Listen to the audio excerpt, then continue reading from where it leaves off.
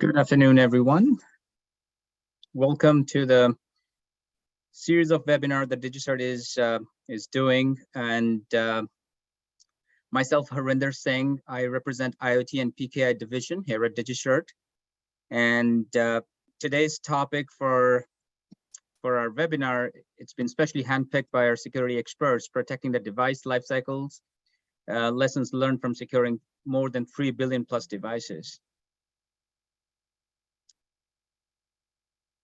And next slide.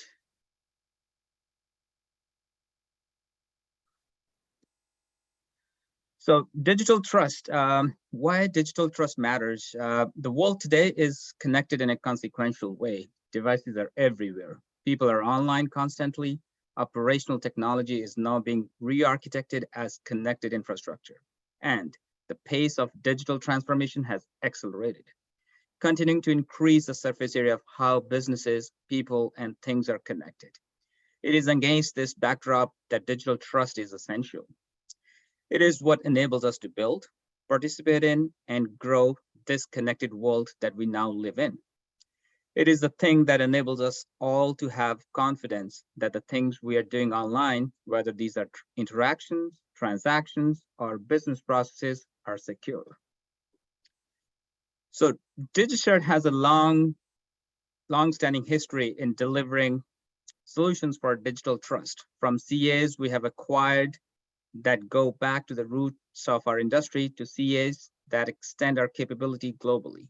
Over the last decade, we have delivered award-winning certificate lifecycle management products for public and private trust that not only address the needs of enterprise IT organizations, but also specialized needs relating to device, content, and software trust. And recently in 2022, we acquired IoT cybersecurity provider Mokana, pairing device trust with device operation security. And now we are able to deliver security across the full device lifecycle. So yeah, that's a bit of an introduction and just a bit of a ground rule for this session. It's going to be an interactive session, but please feel free to type your questions in the chat and our experts on the panel would keep answering them alongside. So having said all this, I would like to introduce you all to our presenter of the day, Mike Nelson, who is the VP IoT Security on DigiCert. He's going to lead us into this mesmerizing world of IoT security. Mike.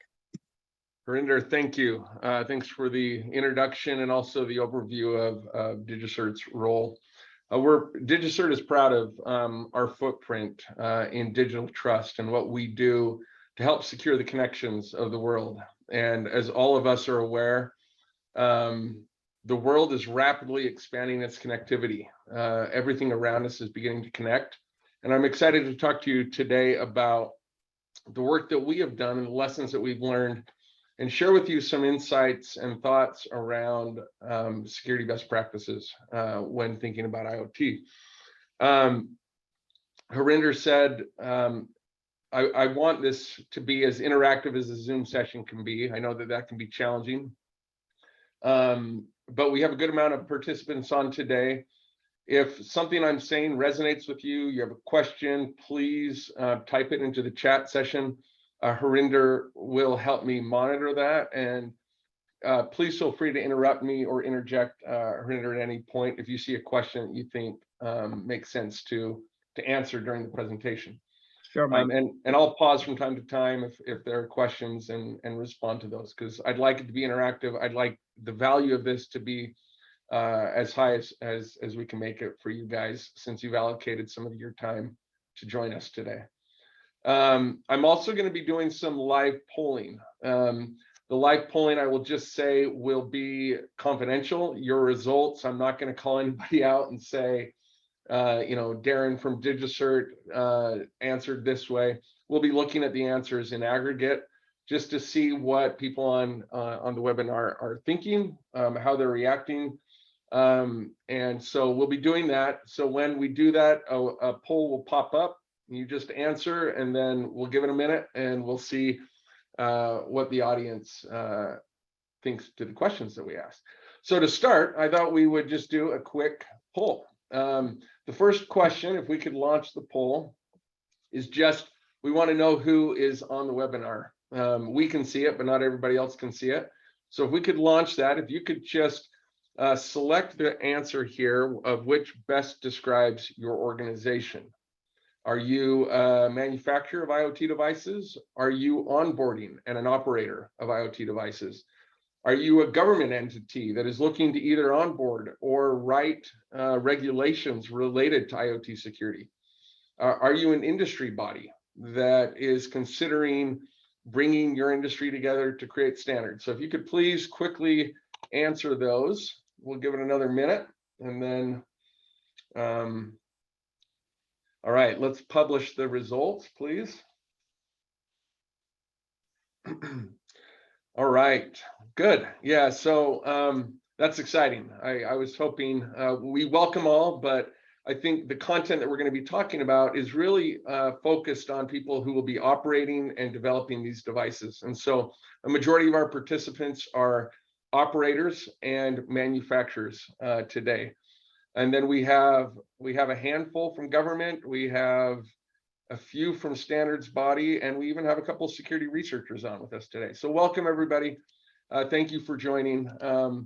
Let's jump right into it. I'm going to start with a story that I think helps kind of set the stage for the importance of taking IoT security seriously.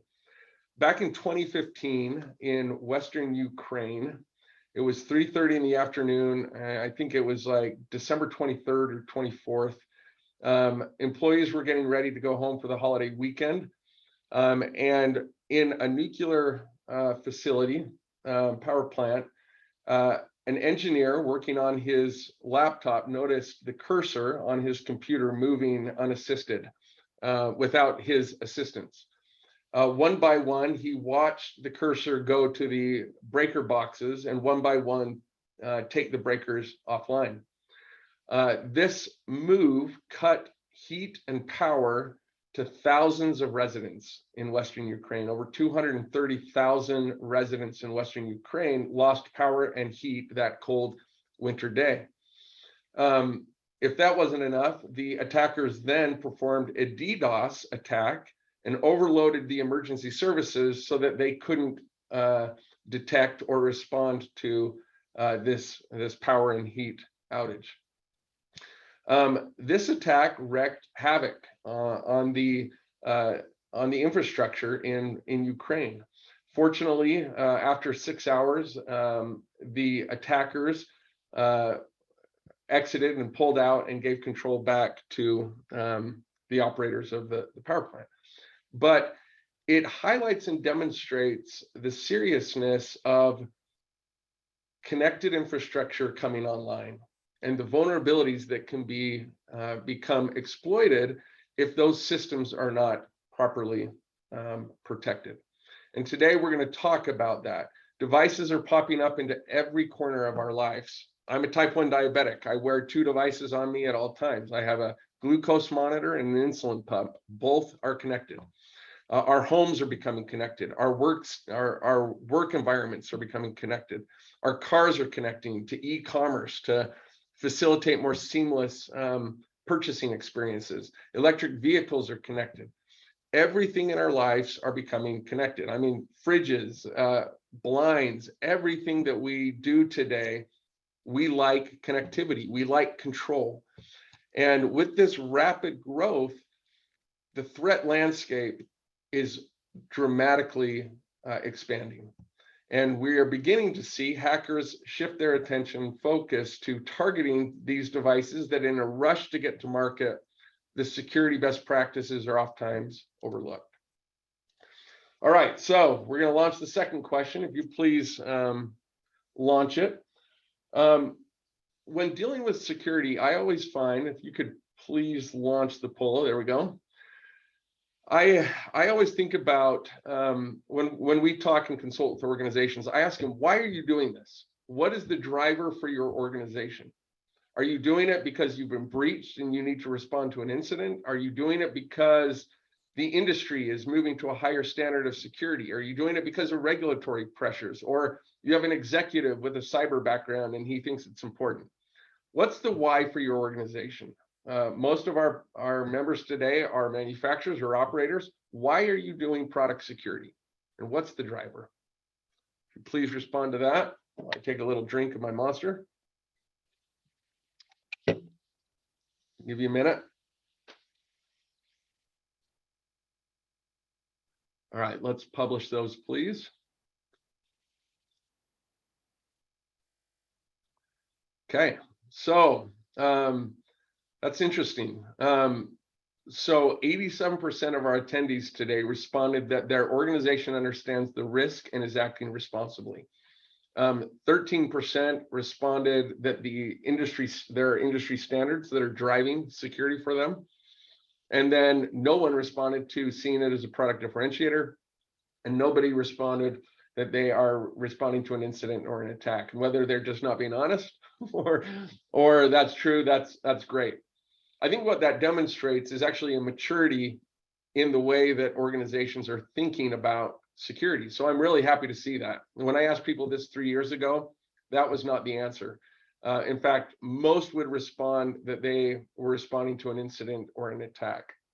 So hats off to the organizations who are on here today, that your organization is taking it serious and you have a higher level why. The reason I ask about why is because when your why is rooted into something that executives can relate to, it's much more likely to be effective. When the answer is that you're seeing security seriously and acting responsibly, to me, that means your why is in the right place. You're doing it for the right reasons, and you have a much higher likelihood that you're going to be able to implement security best practices into the workflows and the development processes, into the deployment approaches of these devices. And so I'm happy to see that. For me, as a type 1 diabetic, my why is a little bit different. This is she's now 8 years old. This is her when she was 3. This is Olivia, and she was diagnosed with type 1 diabetes, just like her dad.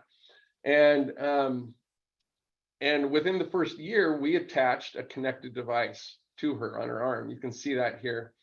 Olivia is the sweetest girl, and I would never want anything bad to happen.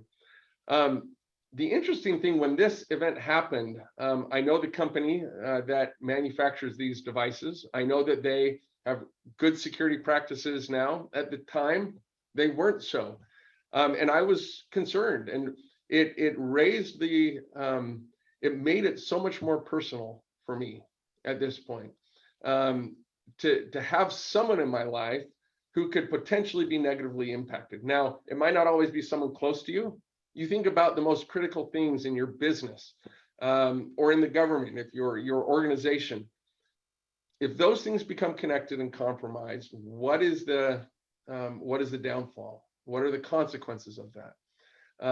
Having whys rooted in protecting your most serious assets is a really important starting point to give you the ongoing determination. Security is not easy, and it requires ongoing stamina and focus and attention. And so having a strong why is really important. I also get asked a lot. I'll be on a consulting call with a manufacturer, and they'll say, well, isn't that the operator's responsibility to do? And then we'll get on with, let's say, a hospital system, and the hospital will say, well, the manufacturer should be doing that. Whose responsibility, if we can launch this next poll, whose responsibility is IoT security? Is it the manufacturer? Is it regulators' responsibility? Is it operators? We don't have, we'll just say consumers are operators on that, which they are. And security researchers, whose responsibility is it? If you could please respond here.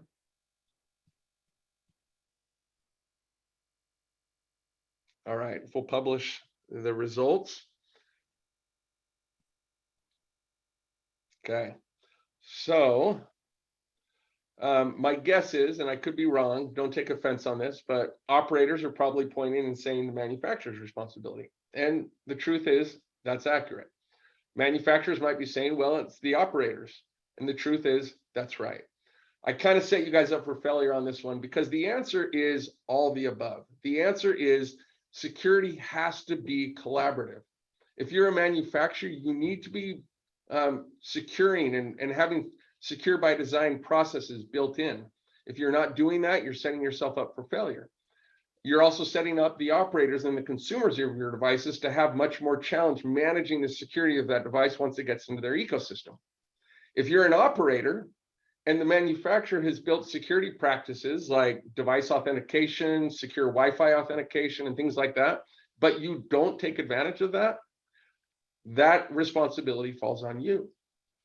So really it becomes a shared responsibility of who has accountability. It has to be a collaborative experience and a collaborative exercise.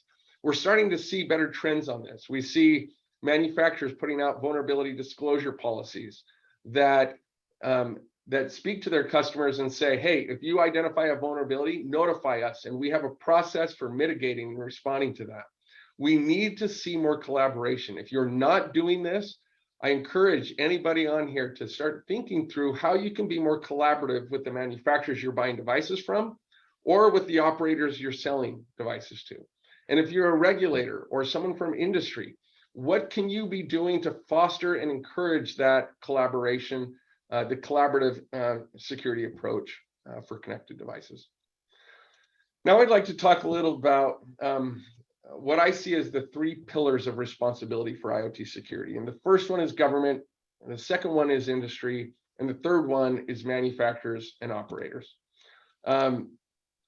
Dealing with, on the regulatory landscape, I'm not going to spend a ton of time here, but all of these dots on the map represent areas where we are seeing strong and good movement from a regulatory perspective on IoT security. Here in the US, the IoT Cybersecurity Improvement Act that was signed into law in 2020 is leveraging the government's purchasing power to, as a whip or a carrot, whatever you want to see, to drive manufacturers to start implementing security best practices. They're going to be looking at things like ensuring that devices can be updated, that they have proper identity so that they can be managed and tracked, as well as other security best practices. But this is a really strong move by the US government to leverage their purchasing power. They're saying, if you want to sell devices into the government, you have to comply with these standards. And they're leveraging and leaning on NIST to help create those standards that will be going in. They have a collaborative body that is working to develop that as we speak. And we're seeing good things in that regard. Australia, the UK, in Japan, we're seeing really good practices. And what I like about what I'm seeing from a regulatory perspective is that they're not being overly prescriptive.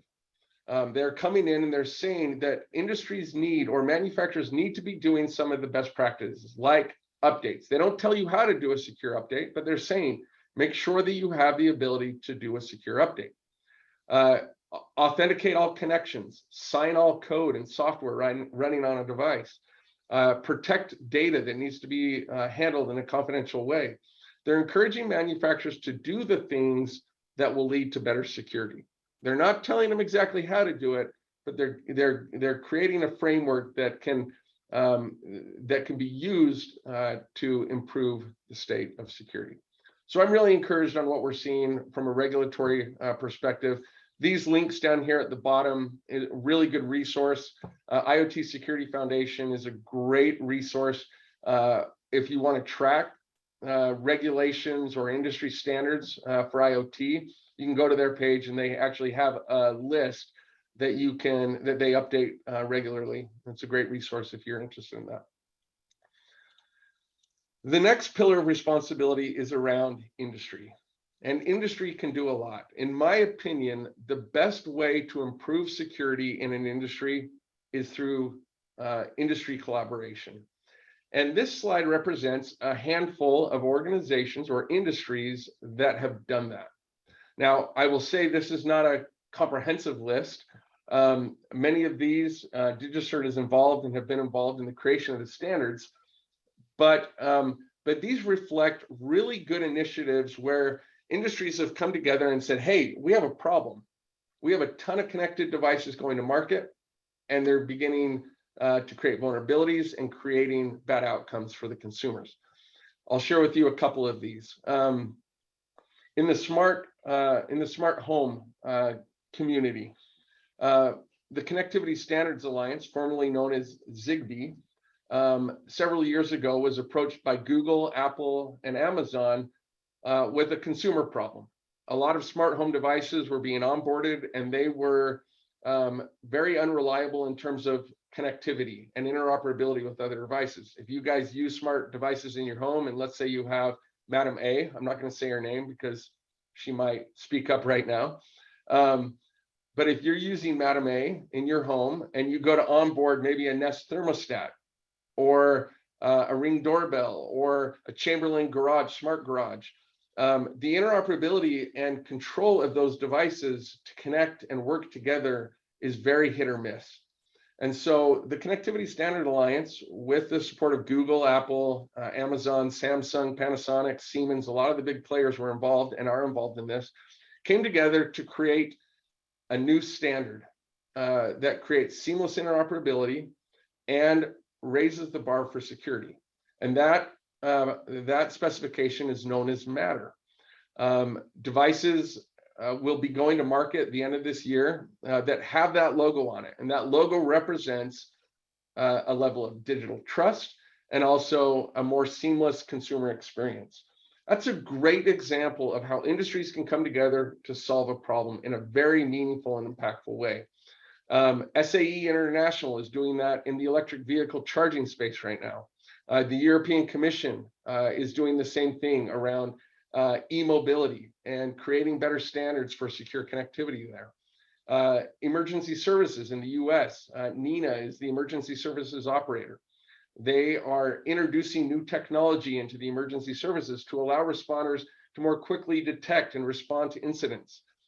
Smart devices will be used, and with that, those devices have to be trusted. The connections have to be trusted.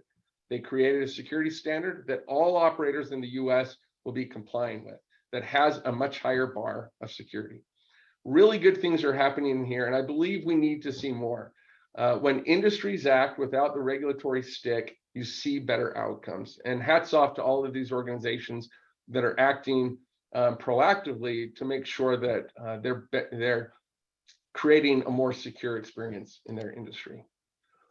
All right, so now we've covered regulators. We've talked about the why, we've talked about responsibility for the first two, regulators and industry. I now like to shift and talk about the work that we have done with hundreds of manufacturers and operators to help secure connected devices.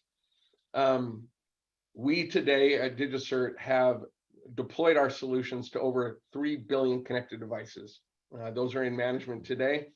We're proud of that. We're proud of the experience that we have.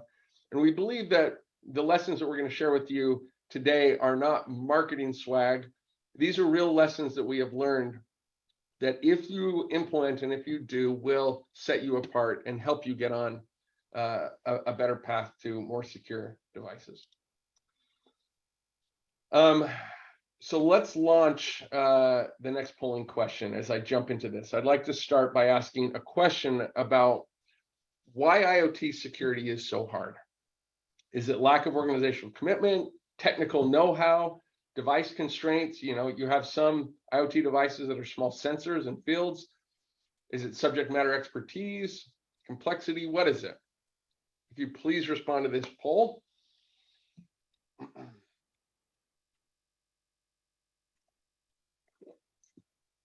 All right, let's see what everybody thinks.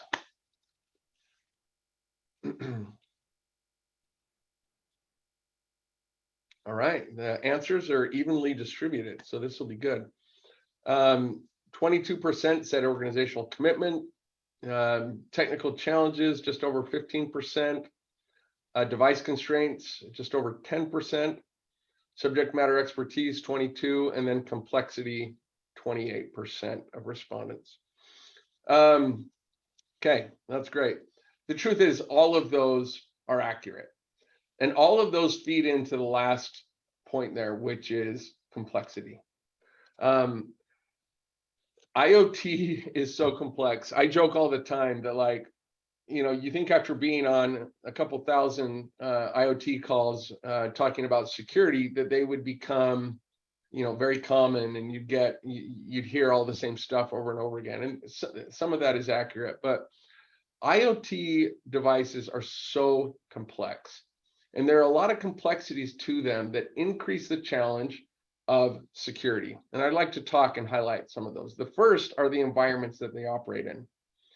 A smart home and a device being onboarded by a consumer is very different from a nuclear power plant, very different from a hospital that does not allow external connectivity except for a couple times a month so devices can be updated. The environments in which devices operate can create a lot of challenges. If you don't have ongoing connectivity, you have to plan for updates. You have to do things differently and have a much more detailed and planned out approach. So the environments, the level of connectivity can create challenges, and connectivity adds on to that first complexity. In addition to the lack of connectivity or the abundance of connectivity, devices connect in a lot of different ways. Some connect using Bluetooth, some are Wi-Fi, cellular, near-field communication. The different types of connectivity can also create complexity for security. Knowing how to navigate those is very important, to be thoughtful. Computation power. So again, IoT devices can be large pieces of capital equipment that are operating in a power plant or a hospital or a manufacturing line, or they can be small sensors that are sitting out in a field monitoring moisture level.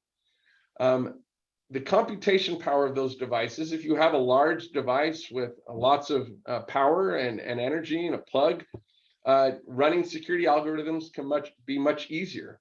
But when your device is smaller, lower powered, making sure you have the right security protections that don't deplete the power or the battery of that device, or don't depreciate the consumer experience of that device. And so understanding the power and then applying the right security solutions to what your device is able to support. Battery life is related to computation power, but you know, there are connected devices that are embedded in patients and need to have a battery life of over 15 years. How do you run security algorithms on that take power? Can you do that? You can. There are ways to do that, but you need to be thoughtful in the approach. And the challenge with this is a lot of manufacturers have both types of devices. And so it's not a one approach fits all solution. You need to have flexibility to address this complexity. Operating systems, I mean, I can't tell you how many homegrown operating systems we have worked with, as well as the standard Windows and Linux. And so knowing the capabilities of your operating system and how to navigate and implement good security with that is important.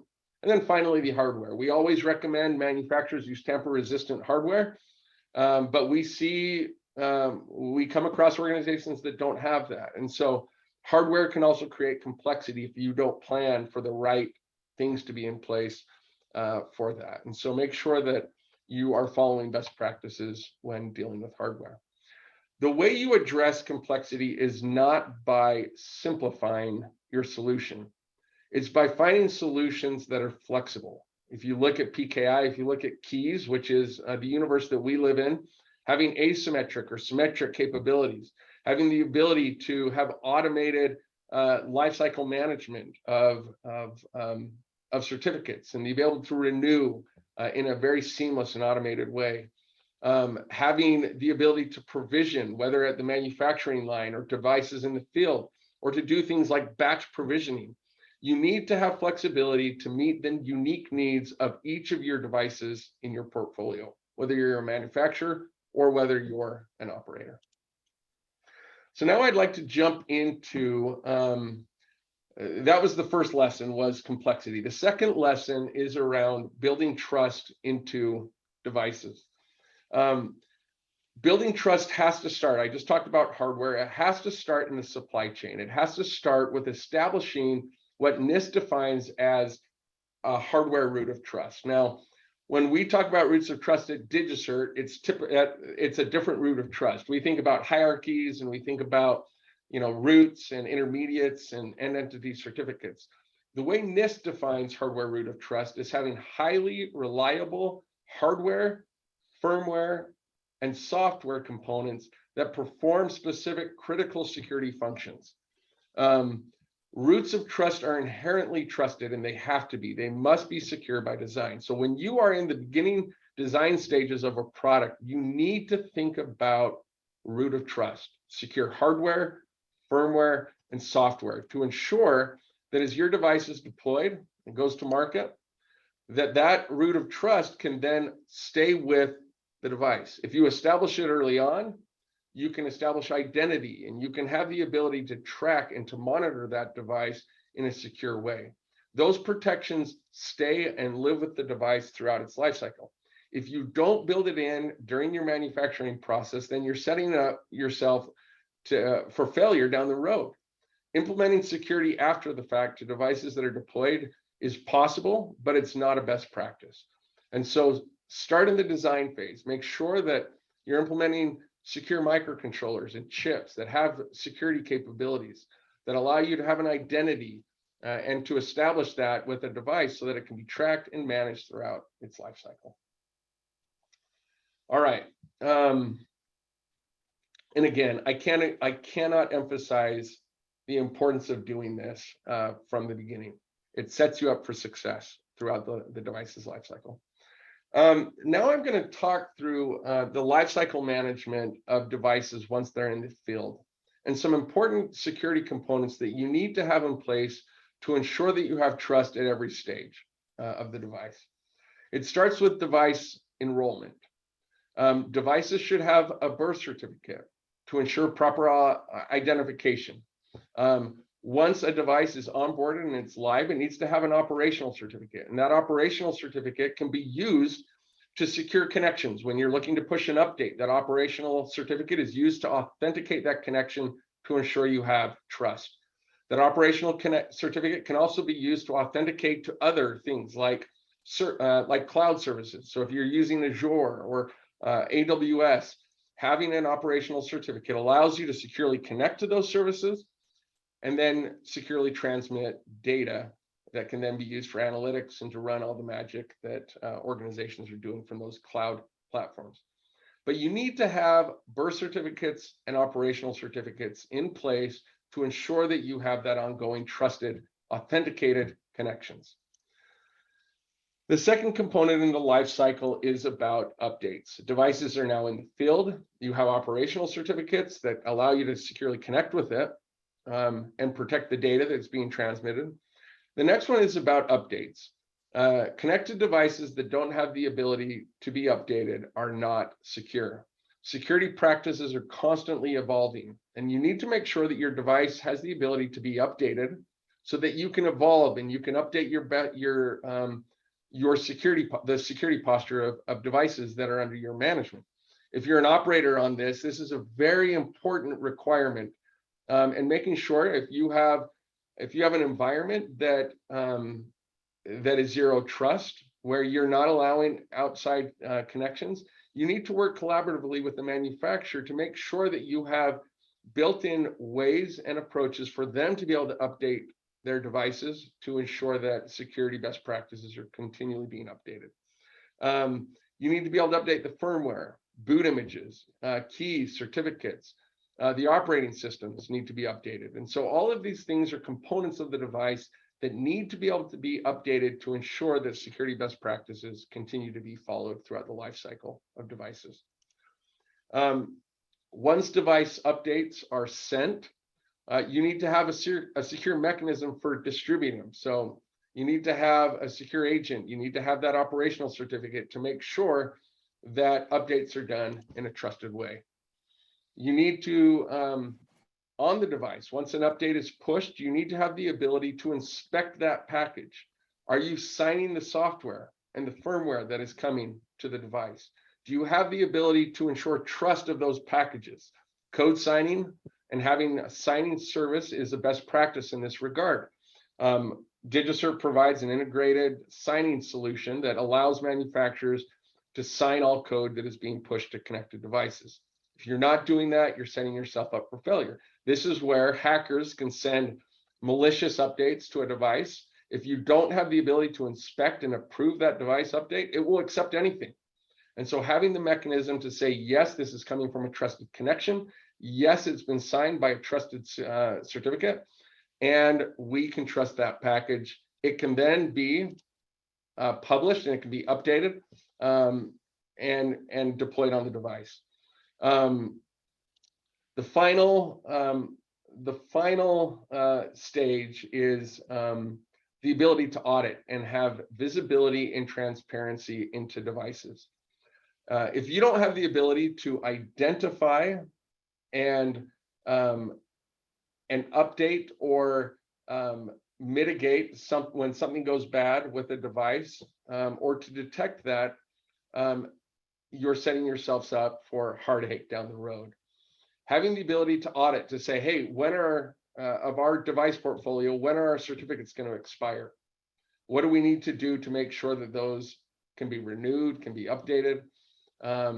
Having the ability to monitor anomalous behavior is another best practice. And so these are some recommendations and things that we have worked with a lot of manufacturers to implement. These are best practices, and you need to be doing these things to ensure that you have digital trust through every stage of the device lifecycle.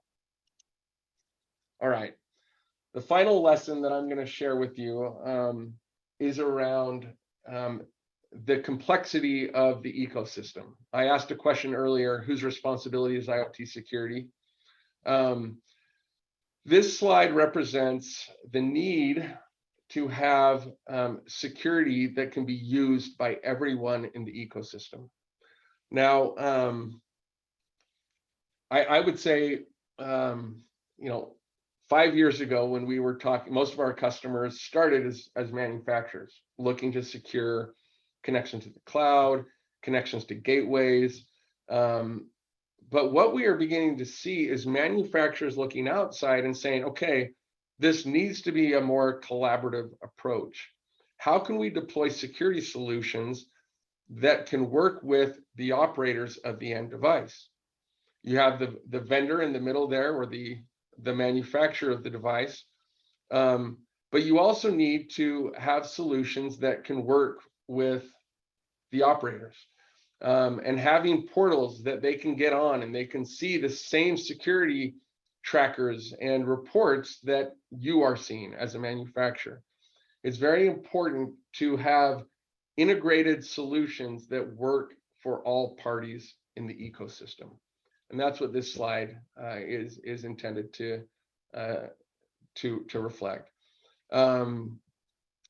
We see a lot of collaboration beginning with even semiconductors, where manufacturers are beginning to say, look, we want to start doing security before the chips come to our manufacturing line. We're starting to deploy certificates and agents to devices that allow them to have security as soon as that chip is inserted into a device at the point of manufacturing. And so think about your security solutions and your approaches and how they could work and what you could do if you're a manufacturer, how you could share that information in a collaborative way with the operator. If you're an operator and you're doing certain things, think about how you can share that with the manufacturer so that you're sharing and you have transparent information to ensure that the ecosystem maintains security. All right. Harinder, I've been monitoring the questions and we have not had any. I'm going to pause here and see if there are any questions that have come to you directly, or are we good? We're good, Mike. Okay. If you have any questions, please submit them on the chat or the Q&A. All right. So what DigiCert, we are proud of the technology that we deploy in the IoT security space. Earlier this year, we acquired a really strong partner that we have had for over 6 years, and that's Mocana. Mocana has very robust technology that allows us to do more and solve more problems for our customers. Leading up to the acquisition of Mocana, DigiCert provided the best PKI products and services that allowed manufacturers to deploy certificates to authenticate connections, encrypt data in transit, sign software and firmware to ensure integrity of update packages. And we have platforms that allow manufacturers to seamlessly manage those processes and to have flexibility in the way that they're deployed. Flexibility in provisioning, flexibility in deployment options. We can do on-prem or cloud. We can do batch provisioning. We have a lot of flexibility in that. And all of those services on this slide are in that bottom layer for trust. The way we establish trust with devices at DigiCert is through our PKI, our products, our certificate and signing solutions. Mocana brought more to the table for us. And the reason for the acquisition is we heard customers saying, can you solve more problems for us? We know we need to update certificates, but we don't have a mechanism to do that update. Mocana brings the ability to update devices through the installation of a small agent, a very lightweight agent. It enables a lot more security applications, secure boot, secure update, secure data in transit. They also bring to us a software development kit for developers that simplifies the development of security applications across the wide span of devices with different operating systems and hardware. And so we bring much more to the table. Today, we're really proud to say that we have a very comprehensive end-to-end security solution for connected devices. We do everything from ensuring trust, having management platforms that allow automation and control, audits, reporting, the development of security applications and software through the use of our software development kits. We're very proud of this. If you guys have not been exposed to this, I would invite you to reach out to Harinder, our sales team, and get to know these. Our technology is very good. It's market tested, and we built it based on the needs of the 3 billion devices that we've secured to date. And so we're really proud of that. Our product officer, Darren Andrew, who is the architect and the designer of all of our IoT products, is one of the smartest IoT architects and security engineers on the planet today. And we're really proud of the products that we have. In closing, I'd like to share a quick story. When I'm asked about the state of IoT security a lot by media, I share with them, I tell them about this GIF. And this biker is kind of cruising along. You'll notice he has no helmet on. He looks quite comfortable. In fact, at one point, he kind of gets out of his saddle. He's like, I'm the man.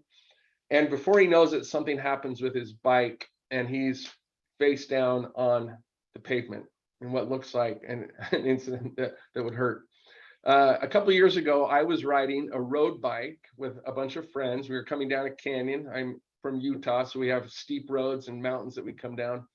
And I was going about 35 miles an hour, and a spoke in my back wheel popped and came up into the braking infrastructure of my bike and caused it to stop abruptly, which launched me over the handlebars, 35 miles an hour. I came down, hit my head first, and then my shoulders, and got a lot of road rash on my back.